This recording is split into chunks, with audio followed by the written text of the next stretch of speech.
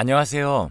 얼마 전에 둘째 아이를 출산하고 나서 산후조리를 마치고 아기와 집으로 돌아온 지 얼마 안 된 두 아이의 엄마입니다.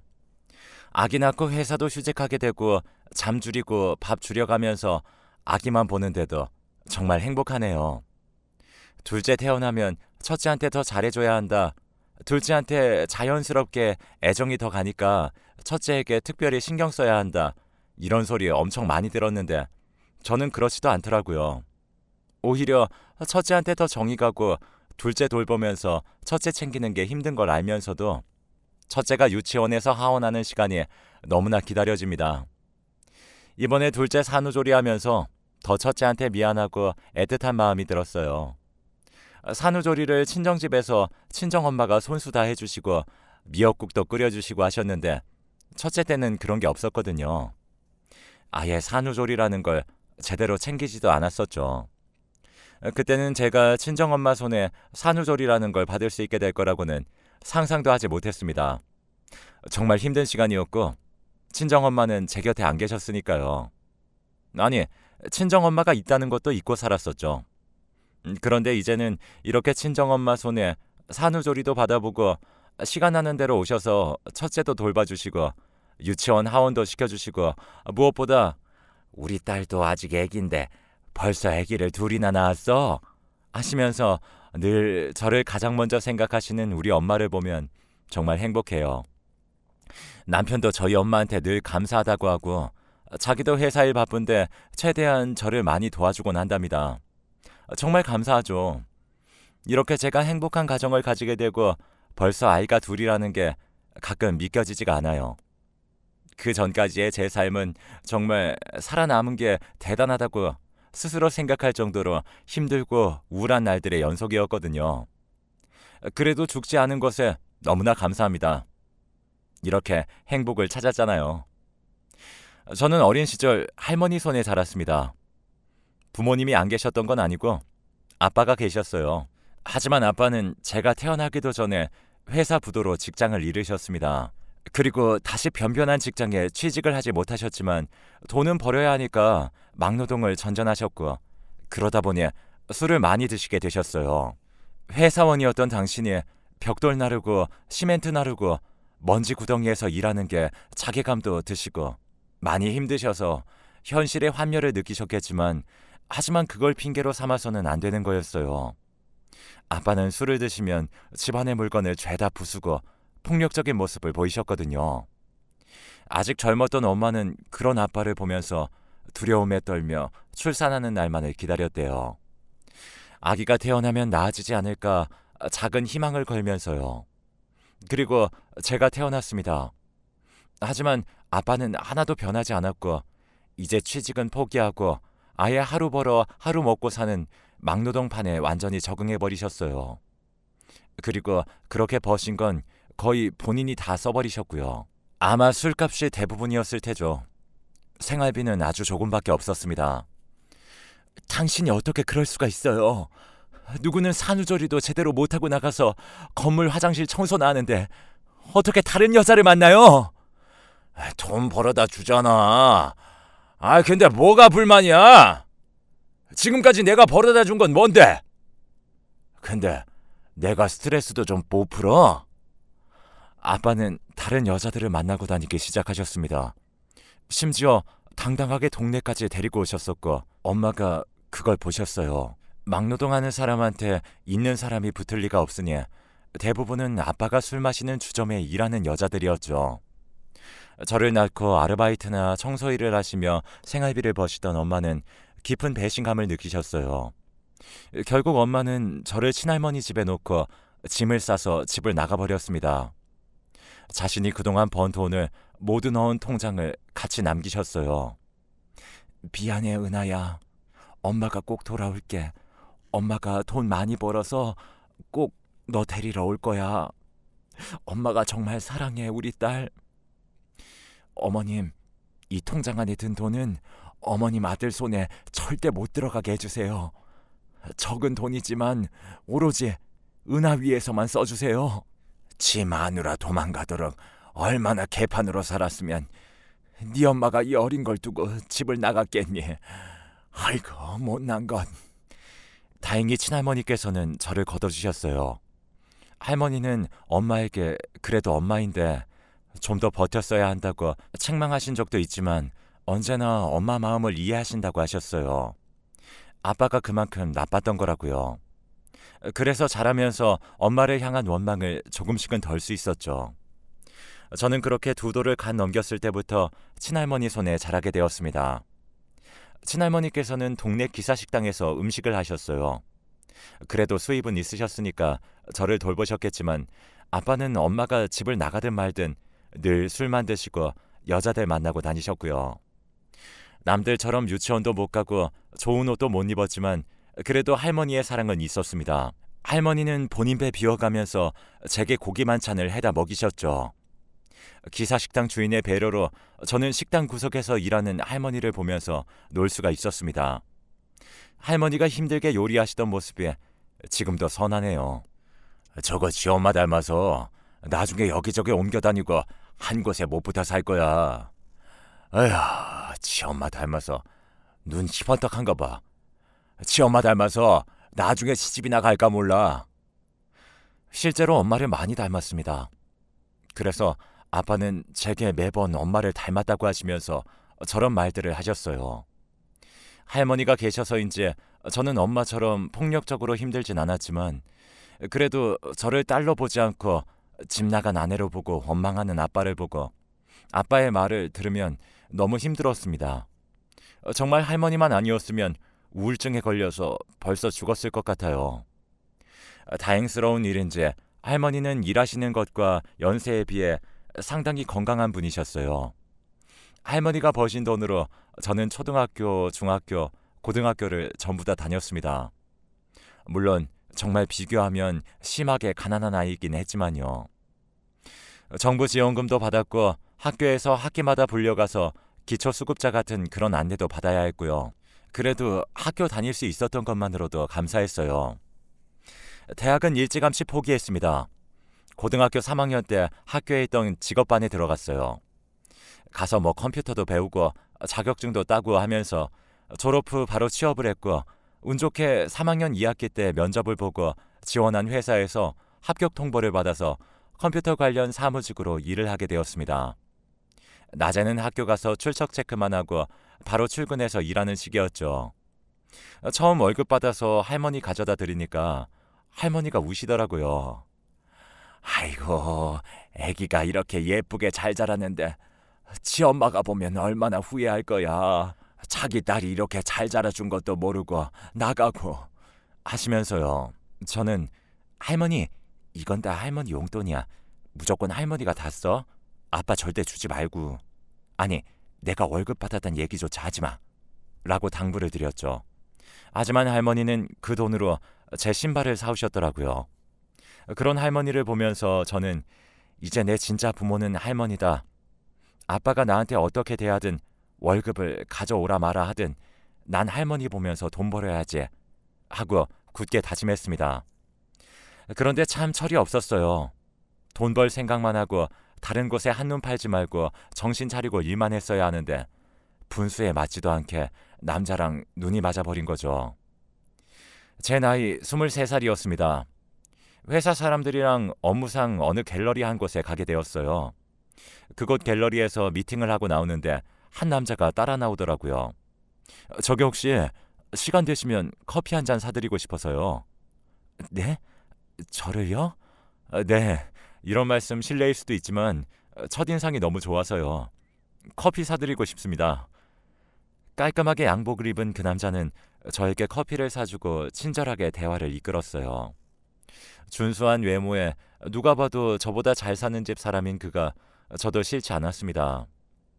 그 사람이 헤어질 때 연락처를 주었고 그 후로 저와 그는 연락을 주고받다가 어느 순간 연인이 되었어요. 연애하면서도 알았어요. 저와 그 사람은 살아온 환경도 현재 상황도 정말 다르다는 것을요. 가끔씩 내가 너무 안 맞는 사람을 만나는 거 아닌가 싶기도 했지만 그래도 제게 아빠처럼 오빠처럼 다정하게 대해주는 그 사람이 너무 좋았습니다. 남자는 다 아빠처럼 제게 무섭고 싫은 존재일 줄 알았는데 말이죠. 할머니한테도 만나는 사람이 있다고 이야기는 안 하고 조용히 사귀고 있었는데 만난 지 1년이 조금 안 되었을 때 몸에 이상이 느껴졌습니다. 이거 혹시 임신이 아닌가요? 일단 약 처방은 안 해드릴 테니까 산부인과 한번 가보세요. 내과 선생님의 말씀을 듣고도 에이 설마 아니겠지 생각했어요. 임신이라니 말도 안 된다고요. 하지만 제 생각은 처참하게 빗나갔습니다. 테스트기에 뜬 두 줄을 보고 처음에는 울었다가 일단 그 사람에게 말을 해야겠다 생각했어요. 그날 퇴근하고 만나서 한참을 고민하고 망설이다가 결국 임신 사실을 말했습니다. 말하면서도 겁이 나서 울었어요. 그 사람도 조금 당황하긴 했지만 저를 달래주면서 뭘 울고 그래. 좀 당황스럽긴 하지만 아기는 축복이야. 결혼하면 되지. 라고 하더라고요. 그렇게 저는 혼전 임신으로 인해 결혼을 하게 되었습니다. 손녀가 만나는 사람이 있다는 것도 모르셨던 할머니는 당연히 놀라 뒤집어지셨어요. 아빠는 집에 들어오는 날이 거의 없는 거나 마찬가지라 제때 결혼 소식을 전하지 못했고요. 결혼 소식을 전하던 날에도 네가 벌써 시집을 가? 그래 잘됐다. 결혼 선물로 뭐 좋은가 물어봐야겠네. 하면서 마치 남의 결혼식 선물 준비하듯이 당시 만나던 여자에게 전화를 걸어 물어보고 있던 사람이죠. 시댁에서는 처음부터 저를 탐탁지 않아 하셨습니다. 아니 정확하게 말하면 저를 싫어하셨죠. 그것도 아주 많이요. 저와 그 사람이 처음 만났던 갤러리는 알고 봤더니 그 사람 어머니 소유였어요. 미술업계에 종사하시면서 크게 수익을 올리고 계시는 분이시더라고요. 그 사람 아버지는 병으로 일찍 돌아가셨지만 어머니 재력이 넉넉하니까 그 사람 대학까지 졸업시키고 지금까지도 갤러리를 운영하고 미술대학의 시간 강사로 활동하시면서 잘 사시고 계셨던 거죠. 상견례 자리에는 아빠가 나오지 않았어요. 상견례 한다고 말씀을 드렸지만 술 마시느라고 전날부터 연락도 되지 않았고 결국 할머니랑 둘이서 나갔습니다. 너? 상견례 자리에 아버지란 사람이 안 나왔다고? 아휴, 완전 콩가루 집안이네. 네 아버지도 널 포기했구나. 설마 결혼식 할 생각은 아니지? 일단 애부터 낳고 너 시집 들어와서 하는 거 보고 결정해야지. 이렇게 너희들끼리 갑자기 결혼 결정하고 하는 거 친척들한테도 말하기 민망하고 집 구해서 요란하게 살 필요 없어. 당장 들어와서 살고 애 낳으면 나가던가 해. 할머님은 혼자 혼주석에 앉으셔야 할 텐데 괜찮으시겠어요? 뭐 사돈 될 사람은 상견례도 안 온 걸 보면 혼주 역할도 잘 못할 게 뻔하긴 하다만 저희 할머니한테까지 그러시면서 처음 본 저를 무참히 까내리시는데 정말 할머니께도 죄송하고 저도 서럽더라고요. 이해는 충분히 해요. 엄마도 없이 할머니 밑에서 자란 고졸 출신 아이가 자기 귀한 외아들의 아기를 가져서 결혼한다는데 당연히 안 입고 오셨겠죠. 그래도 저희 할머니는 손녀딸 시집은 잘 보내야 한다시면서 예, 사부인 말씀이 다 맞습니다. 옳습니다. 하면서 그 사람의 어머니에게 다 맞춰줬습니다. 그렇게 저는 결혼식도 올리지 못하고 혼인신고만 한 후에 바로 그 사람과 그 사람 어머니가 같이 살던 집으로 들어가 결혼 생활을 시작하게 됐어요. 제가 뭐라고 할 수 있는 자격도 없었죠. 입덧 때문에 힘들어서 회사에도 휴가를 내야 했습니다. 하지만 일하는 게 낫다 싶을 정도로 시댁 생활은 지옥이었어요. 우리 아들 옷은 네가 다 빨아라. 원래 결혼한 남자는 아내 말고 다른 사람 손 타면 안 돼. 얘 그렇게 가만히 앉아있다가는 애 머리 크게 태어난다. 가서 설거지라도 하던가 그렇게 가만히 있지 좀 마라. 너 책은 좀 읽니? 저기 예전에 애 아빠 책 모아놓은 거 있는데 가서 아무 거라도 좀 읽어. 그래도 네 새끼인데 너처럼 고졸 만들어주고 싶니?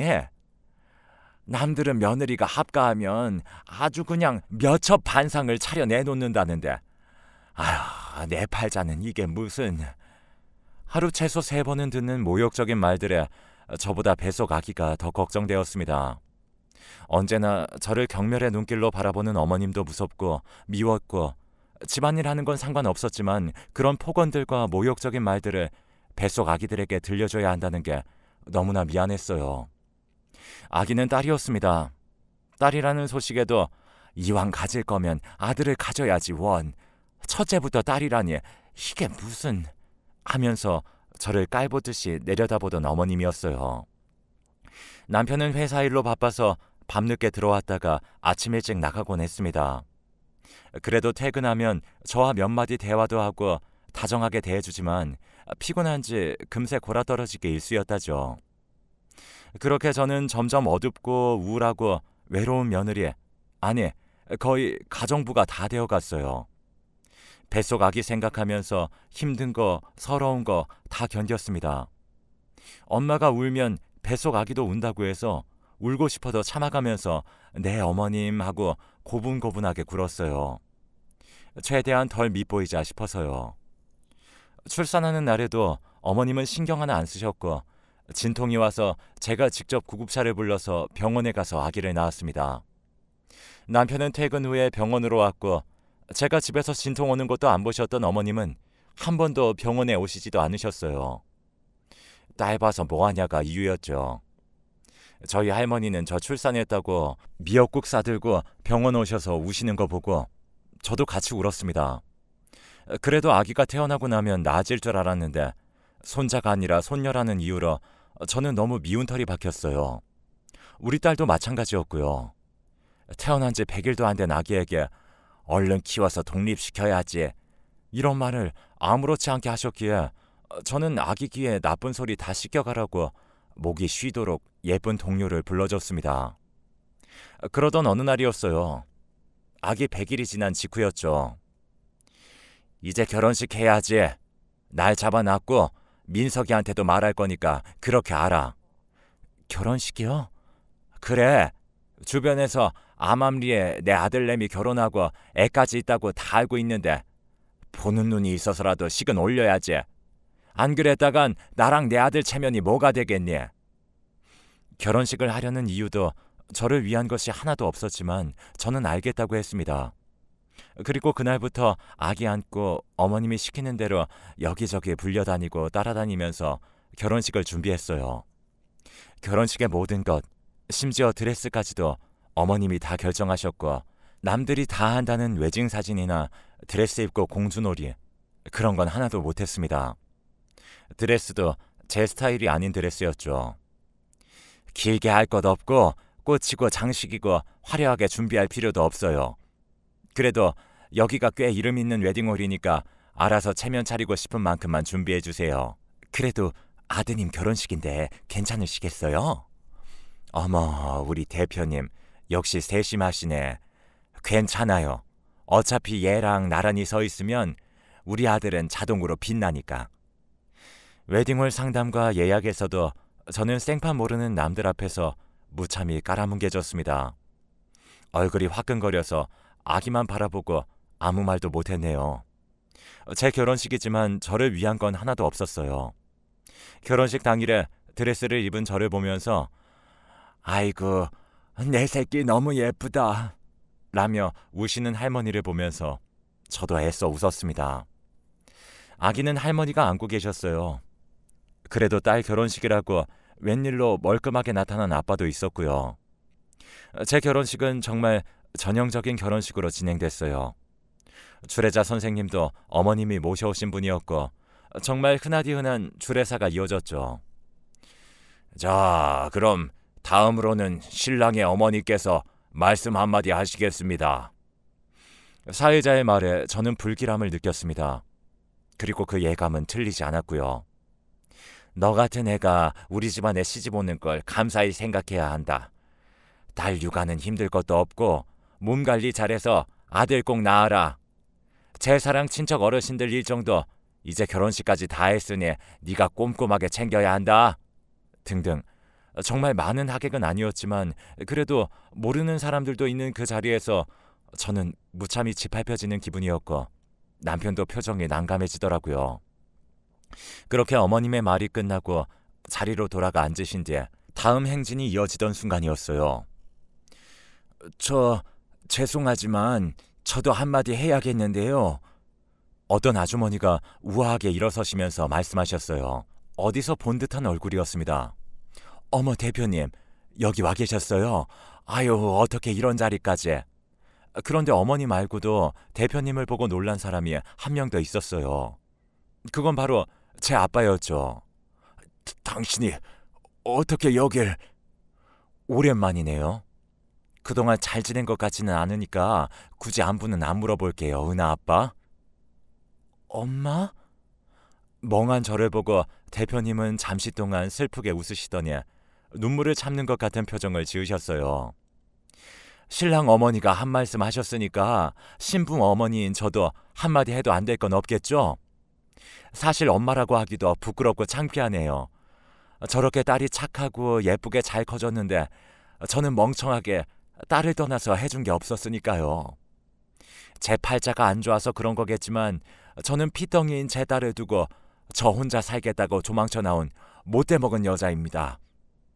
도망쳐 나와도 우리 딸이 미친 듯이 그리웠는데 전 남편이란 인간 옆으로 돌아가기는 죽어도 싫었어요. 그래서 악착같이 일이란 일은 다 했고 그렇게 거칠게 살다가 지금의 남편을 만나게 되었습니다. 엄마는 턱짓으로 한쪽을 가리켰고 그곳에는 양복을 멋지게 입은 아저씨 한 분이 엄마를 바라보며 미소를 짓고 고개를 끄덕이고 계셨어요. 남편은 수많은 세월 동안 저를 사랑해주고 제가 하고 싶었던 것들에 대해 할 수 있도록 물심양면 지원해준 고마운 사람입니다. 그 덕에 제가 지금은 이렇게 대표 소리까지 듣고 있네요. 그리고 한 번 호흡을 고른 뒤에 엄마는 어머님의 눈을 똑바로 바라보고 작심한 듯 하객들 앞에서 말했습니다. 저 못돼 처먹은 여자 밑에서 내 딸 고생하게 못합니다. 이제 와서 엄마 권리 주장하기도 정말 부끄럽지만 그래도 최소한의 애미가 할 수 있는 일은 해야죠. 저 아줌마 지금 수업 나가고 있는 대학교 다시는 교단에 못 설 거예요. 정식 교수도 아니고 시간 강사로 일하시죠? 이미지 관리하시려고요. 곧 연락이 가겠지만 학장님이 제 남편과 막연한 사이인데 교수들이 인성을 꼼꼼하게 보시는 분이시라 저한테 이제라도 알려줘서 고맙다고 하시더라고요. 그리고 지금 운영 중인 그 갤러리도 마찬가지고요. 알고 보니 힘들게 일하는 작가님들 작품 갖고 중간에서 장난질하고 갑질하고 그러셨더라고요. 제가 그 작가님들 따로 만나서 작품들 내리라고 했습니다. 물론 그만한 대가를 충분히 지불하고 그쪽보다 훨씬 더 좋은 갤러리도 소개시켜줬고요. 아마 당신은 더 이상 작가들 작품 갤러리 전시조차 못하게 될 겁니다. 한마디로 당신 이제 끝났어. 알았어? 어머님은 제가 정말 지금껏 상상도 못했던 파리한 낯빛으로 엄마를 보고 있었어요.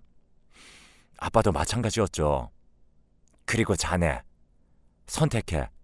부부라는 건 서로가 동등한 입장에서 서로 사랑하고 아끼면서 힘든 거, 기쁜 거 다 함께 하면서 살아가는 거야. 지금까지도 이 지경인 거 보면 자네도 우리 딸하고 결혼해서 애 낳고도 중재자 역할 제대로 못한 것 같은데 이제라도 마음 결정하고 내 딸 이대로 살게 할 거면 당장 이혼해. 그날의 결혼식은 그렇게 난리판으로 끝났어요. 아직도 저희 엄마 손 붙들고 빌던 어머님의 얼굴이 생생하게 기억나네요. 대표님, 아니 사부인, 제가 잘못했어요. 제가 다 잘못했고 앞으로 우리 은하 잘 챙길 테니까 제발 그러지 말아주세요. 이 미술계는 이미지가 생명인데 제가 이렇게 싹싹 빌겠습니다. 이렇게 비굴하게 굴겨면 진작에 그러지 말았어야죠. 내 딸을 천한 며느리 취급해서 힘들게 했으면서 그런 말이 나와요. 내 딸이 받은 고통 당신도 직접 겪어봐야 되지 않겠어요? 그러니까 앞으로 반성하며 사세요. 아셨어요? 하고 면전에 면박을 주며 제 손을 이끌고 결혼식장을 나오셨어요. 엄마는 하루라도 저를 잊으신 적이 없다고 하셨습니다. 하지만 엄마가 재혼을 하는 바람에 쉽지 않으셨고 자식들이 모두 출가한 후에야 저를 본격적으로 찾기 시작했다고 하더군요. 제 주민번호를 다행히 알고 계셨기에 제 신원조회를 통해 저를 찾을 수 있었다고 했어요. 그리고 그 무렵 제가 시모에게 무시당하면서 살고 있다는 걸 알게 됐다고 했습니다. 그리고 제가 결혼식을 한다는 걸 어떻게 아시고는 그때부터 계획을 세웠다고 했어요. 그래서 제 결혼식을 엄마 웨딩홀에서 하기 위해 시모 갤러리에 가서 비싼 미술 작품을 사주며 시모를 살살 꼬드겨 결국 결혼식을 엄마 웨딩홀에서 할 수 있게 됐다고 하더군요. 이 모든 사실을 알고 엄마의 치밀함에 한 번도 놀라지 않을 수가 없었어요. 그날 저녁에 저는 엄마와 할머니 집으로 갔습니다. 엄마는 할머니 앞에서 무릎을 꿇고 죄송하다며 엉엉 우셨고, 할머니는 네 마음 다 안다. 다. 그래도 은하, 내가 잘 키웠다. 하시면서 엄마 손을 잡고 같이 우시더라고요. 저는 그날 엄마 품에서 마음껏 울었습니다. 이상하게 원망하는 마음이 하나도 들지 않더군요. 그저 엄마도 아빠 옆에서 힘들었겠지? 엄마한테는 할머니도 없었어. 라고 생각하니까 이해가 충분히 되더라고요. 은하야, 엄마가 정말 미안해. 이제 엄마가 은하 잘 챙겨주고 보살펴줄 거야. 이혼해도 돼. 이제 엄마가 다 돌봐줄게. 엄마의 생각과는 다르게 다음날 남편은 바로 저를 찾아와서 무릎을 꿇고 용서를 빌었어요. 내가 남편 역할을 제대로 하지 못했어. 미안해 여보. 이제 너한테 집중하고 우리 아기한테 집중할게. 엄마랑도 이제 연락하지 않을 거야. 라고 말이죠. 엄마의 새 남편은 정말 좋은 분이셨습니다. 아빠보다 더 아빠같이 저를 맞아주시고 따뜻하게 환영해 주셨거든요. 야, 역시 40 넘어가도록 노총각이던 나랑 결혼해서 건사해준 여자 딸내미답게 예쁘게 생겼네. 아휴, 우리 은하가 나보다 100배는 더 예쁘지. 무슨 소리예요. 따뜻한 그 모습에 저도 모르게 아빠라는 말이 금방 나왔는데, 그 말을 들으신 아저씨는 눈물까지 글썽이며 맞아, 그래, 내가 은하 아빠야, 은하 아빠 하고 감격하시더라고요. 할머니도 엄마가 좋은 아파트로 이사시켜드렸습니다. 그 위층에는 저와 남편이 들어가서 살게 되었고요. 그리고 남편도 저도 어머님에게 한 번도 연락하지 않았습니다. 전화기가 불이 날 정도로 연락이 왔을 때 번호를 아예 바꿔버렸거든요. 번호를 바꾸기 전에 수습하실 일도 많으실 텐데 이게 무슨 시간 낭비세요 하고 문자 한 통 날려드렸죠. 저는 엄마랑 지난날의 회포도 풀고 엄마의 도움으로 약해진 몸도 잘 치료받고 회복을 했고, 새아빠의 든든한 지원으로 사이버 대학도 다니며 공부도 했어요. 그리고 원하는 일을 할 수 있는 회사에도 다니게 되었고요. 남편은 새아빠의 추천으로 더 좋은 회사에 다니게 되었고, 자기가 더 노력해서 승진도 잘했습니다. 사이버 대학을 졸업하고 나서 몇 달 뒤에 둘째를 임신하고 이제 출산을 한 거고요. 지금까지도 어머님과는 절대 연락 안 하고 있습니다. 남편도 마찬가지고요. 아마 외아들이 그렇게 손절한 게 어머님 당신한테는 가장 큰 벌일 수도 있겠네요. 앞으로는 제 행복 생각하면서 우리 큰딸이랑 둘째 아들 잘 키우면서 행복하게 잘 살아보겠습니다. 우울하기만 한 것 같은데 제 이야기 끝까지 함께 해주셔서 감사합니다.